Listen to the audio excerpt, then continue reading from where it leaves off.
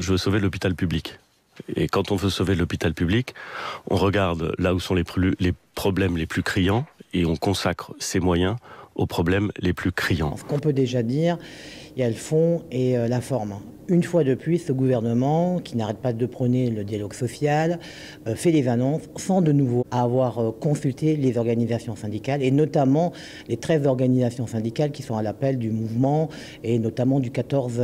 novembre. Ça, c'est la première des choses. Et ensuite, sur les annonces elles-mêmes, malheureusement, nous considérons qu'elles sont en dessous de tout, puisque la plupart des annonces qui sont faites étaient déjà proposées dans les différentes annonces que la ministre a faites ces derniers mois, notamment sur le plan d'urgence. Notamment, la plupart des propositions sont contenues dans le projet de loi Ma Santé 2022. Et donc, qu'est-ce qu'on peut dire à ce stade-là? Que certes, il y a un recul parce qu'on peut considérer que le gouvernement est obligé maintenant par la voix du Premier ministre de faire des annonces, mais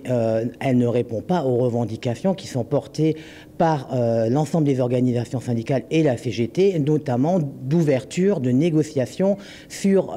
les salaires, sur la question des effectifs, sur la question des fermetures de lits et notamment la question centrale du financement qui est le projet de loi de financement de la sécurité sociale qui doit comporter un Ondam qui donne enfin les moyens aux hôpitaux, aux établissements de la santé et de l'action sociale pour pouvoir avoir des budgets pour justement répondre aux revendications des salariés. Les mécontentements des professionnels de santé permettent aujourd'hui d'avoir une unité plus large pour un appel au 5 décembre, puisque on a des organisations qui ne sont pas présentes au niveau confédéral, qui dans notre champ professionnel vont appeler au 5. Évidemment, la lutte qui se passe dans notre champ professionnel sur la question des emplois, des salaires et du financement des établissements porte aussi la question de la pénibilité de nos métiers et notamment de la catégorie active, puisque nous considérons qu'il faut un départ anticipé pour nos professionnels et qu'il faudrait l'étendre aussi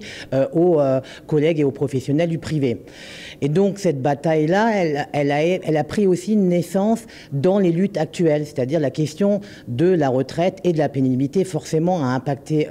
les salariés. Et donc nous sommes en position justement de dire que notre champ professionnel sera mobilisé le 5 et d'ailleurs même les organisations syndicales de médecins seront partie prenante. Et nous serons bien sûr, nous, très visibles dans le cortège du 5. Alors, il y aura une initiative qui est prévue le 30 novembre, mais qui est plutôt une initiative de sensibilisation encore, parce que bien sûr, la mobilisation a été forte, mais il faut encore convaincre d'autres professionnels, et surtout les usagers et la population, pour nous rejoindre dans nos futures luttes. Et donc, il va y avoir des initiatives plutôt de sensibilisation, de tractage, et ensuite, on appelle bien sûr certaines organisations au 5, parce que nous faisons lien important avec le 5, et derrière, il y a une autre date qui est plantée dans le décor, qui est le 17 novembre, où là, on appellera de manière unitaire les 13 organisations à une journée d'action et de grève pour de nouveau peser sur les questions essentiellement de santé, de financement et d'emploi et de salaire. Mais la question des retraites est infiniment liée à toutes ces questions, puisqu'elle traverse le paysage, elle va être forcément importante dans le mois qui vient.